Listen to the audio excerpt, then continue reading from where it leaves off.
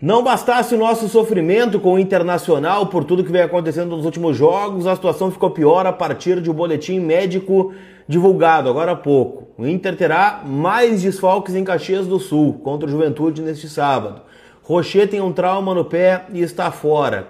Richard tem um problema no quadril, também está fora. Thiago Maia com lobalgia, está fora do jogo. E o Alan Rodrigues tem uma lesão de grau 2 na coxa e deve voltar só depois da parada FIFA.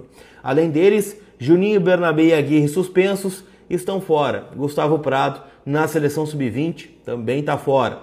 Então o provável time do Inter que deve vir a campo na Serra Gaúcha tem Antony, Benítez, Vitão Mercado e Vitor Gabriel como lateral esquerdo. No primeiro homem ali de meio campo, o Luiz Otávio deve ser o escolhido, ao lado do Bruno Henrique, Oscar Romero e Alan Patrick, Borré Carboneiro é a tendência de escalação. Vai ser duro, mas o Inter tem que ganhar.